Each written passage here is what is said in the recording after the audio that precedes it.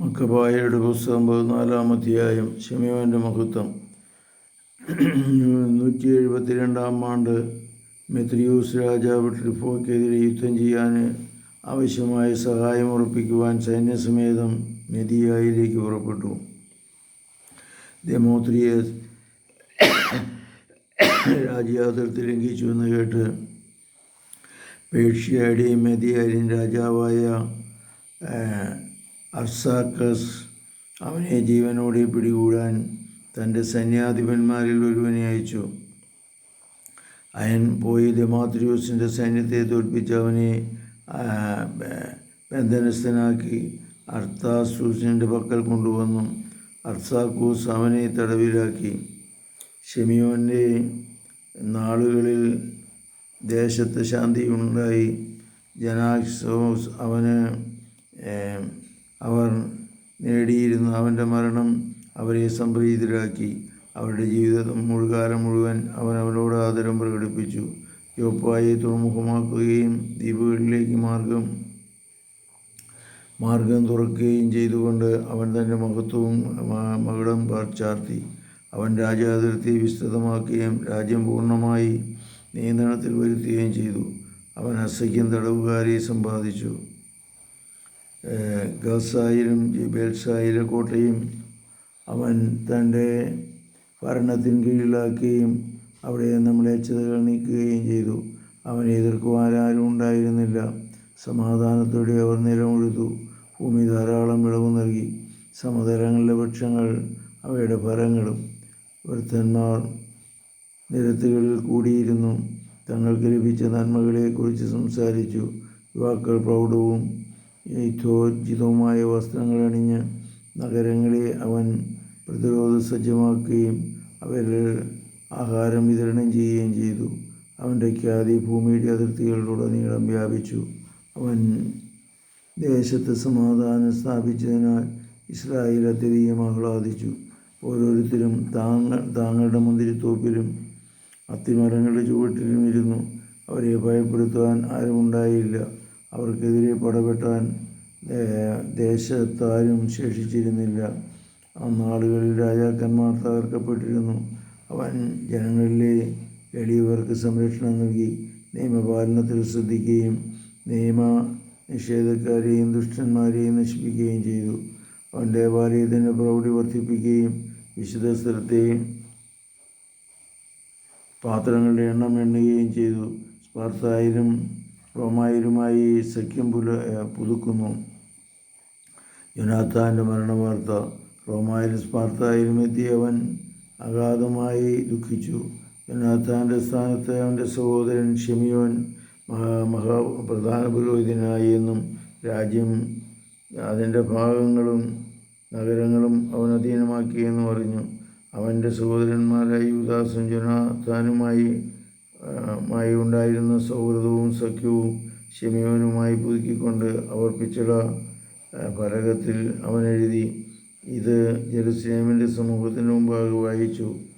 സ്പാർത്തായിലേക്ക് അയച്ച കത്തിൻ്റെ പകർപ്പിൽ പ്രധാന പുരോഹിതനായ ശിമെയോനും ശ്രേഷ്ഠന്മാർക്കും പുരോഹിതന്മാർക്കും ഞങ്ങളുടെ സഹോദരനായ മറ്റ് യഹൂദർക്കും സ്പാർത്തായിലെ നഗരത്തിൻ്റെയും അധീന്മാരുടെ അഭിവാദനം. ഞങ്ങളുടെ അടുക്കലേക്ക് അയച്ച ദൂതന്മാർ നിങ്ങളുടെ മഹിത പ്രമാണങ്ങളെക്കുറിച്ച് ഞങ്ങളോട് വിവരിച്ചു പറഞ്ഞു. അവരുടെ ആഗമനം ഞങ്ങൾ സന്തുഷ്ടരാക്കി. അവർ പറഞ്ഞവയെല്ലാം ഞങ്ങൾ യോഗക്കുറിപ്പുകളുടെ പുസ്തകത്തിൽ ഇങ്ങനെ രേഖപ്പെടുത്തിയിരിക്കുന്നു. യഹൂദന്മാരായ അത്തിയോക്കസിൻ്റെ മകൻ നൂറിൻ്റെയും ജോസിൻ്റെ മകൻ അന്തിപ്പായും ഞങ്ങളുമായുള്ള സൗഹൃദം പുതുക്കുന്നതിന് ഞങ്ങളുടെ അടുക്കിലേക്ക് വന്നിരിക്കുന്നു. അവരെ ബഹുമാനപുരസ്സരം സ്വീകരിക്കുവാൻ ഞങ്ങളുടെ ജനം താൽപ്പര്യം കാണിച്ചു.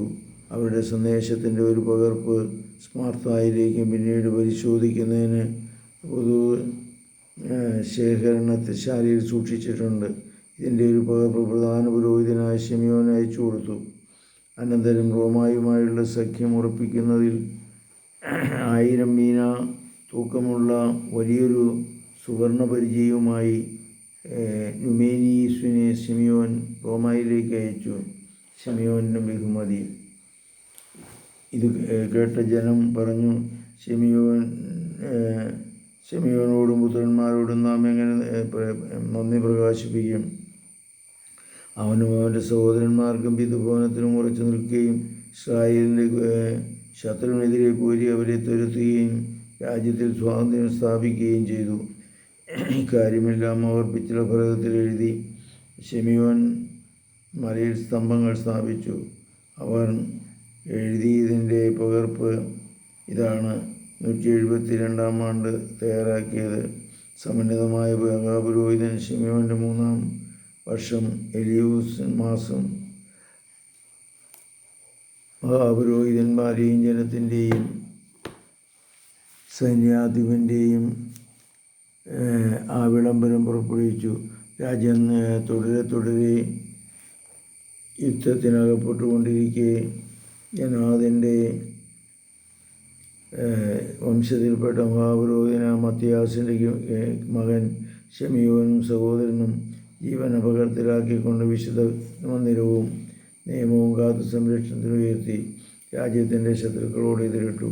അവൻ രാജ്യത്തിന് പ്രതാപം നേടിത്തന്നു. യോനാഥാൻ ജനത്തിന് കെട്ടുറപ്പ് നൽകുകയും മഹാപുരോഹിതനാകുകയും ചെയ്ത അവസാനം അവൻ പിതാക്കന്മാരോട് ചേർന്നു. രാജ്യത്തെ ആക്രമിക്കുന്നതിനും വിശുദ്ധ സ്ഥലം പിടിക്കുന്നതിനും ശത്രുക്കൾ ശ്രമിച്ചപ്പോൾ ശിമെയോൻ തൻ്റെ രാജ്യത്തിനു വേണ്ടി പൊരുതി. രാജ്യത്തിൻ്റെ സേനകൾക്ക് ആയുധവും വേതനവും നൽകുവാൻ അവൻ സ്വന്തം സമ്പാദ്യത്തിൽ നിന്ന് വലിയ സംഖ്യ ചെലവഴിച്ചു.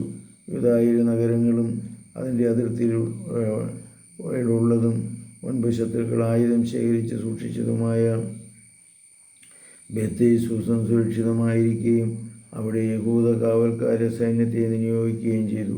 അവൻ കടൽ തീരത്തുള്ള ചോപ്പായിലും അസോത്തിലെ അതിർത്തിയിലും മുൻപ് ശത്രുക്കൾ അധിവസിച്ചിരുന്നതുമായ ഗാസറായി സുശക്തമായി അതിൻ്റെ ശത്രുക്കളെ പാർപ്പിക്കുകയും നഗരങ്ങളെ പുനരുദ്ധരിക്കുകയും എല്ലാം അവർക്ക് നൽകുകയും ചെയ്തു.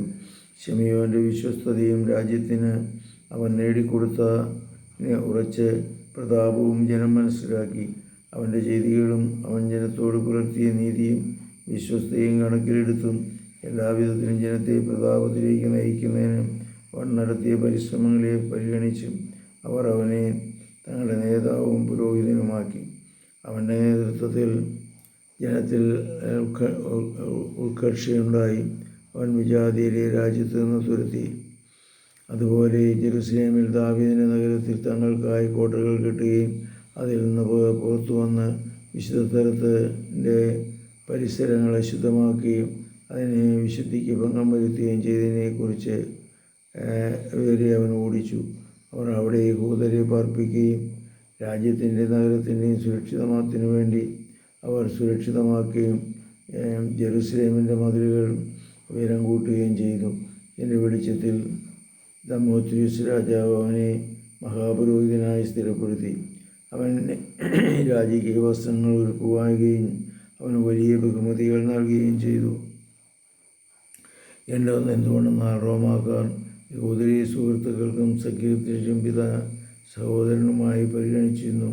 ശിമെയോൻ്റെ പുത്രന്മാരെ അവർ ബഹുമാന പുരസ്കാരം സ്വീകരിച്ചുവെന്നും അവർ കേട്ടിരുന്നു. വിശ്വസനീയമായ ഒരു പ്രവാചകൻ്റെ ആവിർഭാവത്തോടെ ശിമെയോൻ നേതാവും മഹാപുരോഹിതനുമായി എന്ന് യഹൂദർ പുരോഹിതരും തീരുമാനിച്ചു. അവൻ അവരുടെ ഭരണാധികാരിയായിരിക്കുകയും വിശുദ്ധ സ്ഥലത്തിൻ്റെ ചുമതല വഹിക്കുകയും ചെയ്യേണ്ടിയിരിക്കുന്നു. അതിലെ ശുശ്രൂഷകൾക്കും രാജ്യത്തിൻ്റെ ആയുധങ്ങളുടെയും ശക്തിതൂക്കങ്ങളുടെയും മേൽനോട്ടത്തിനും ആളുകളെ നിയമിക്കേണ്ടതിനും അവനായിരുന്നു.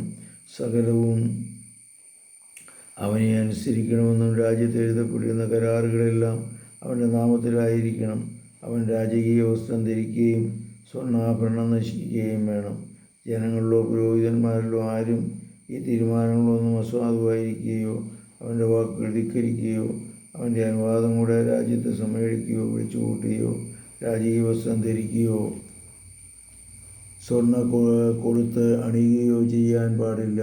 ഈ തീരുമാനത്തിനെതിരെ പ്രവർത്തിക്കുകയോ അവരേതെങ്കിലും ഒന്ന് അസാധുവാക്കുകയോ ചെയ്യുന്നവൻ ശിക്ഷാർഹനായിരിക്കും. ഈ തീരുമാനങ്ങൾക്കനുസൃതമായി പ്രവർത്തിക്കാനുള്ള അവകാശം ശിമെയോന് നൽകുന്നതിന് ജനം സമ്മതിച്ചു. പുരോഹിതനോടും യഹൂദജനത്തിൻ്റെയും പുരോഹിതന്മാരുടെയും അധിപനും സംരക്ഷകനുമായിരിക്കാമെന്ന് ശിമിയോൻ ഏറ്റു. ഈ കൽപ്പന പിച്ചളത്തകളിൽ ആലേഖനം ചെയ്ത് ദേവാലയത്തിൻ്റെ പരിസരത്ത് ശുദ്ധമായ ഒരു സ്ഥലത്ത് സ്ഥാപിക്കുവാൻ അവർ നിർദ്ദേശം നൽകി.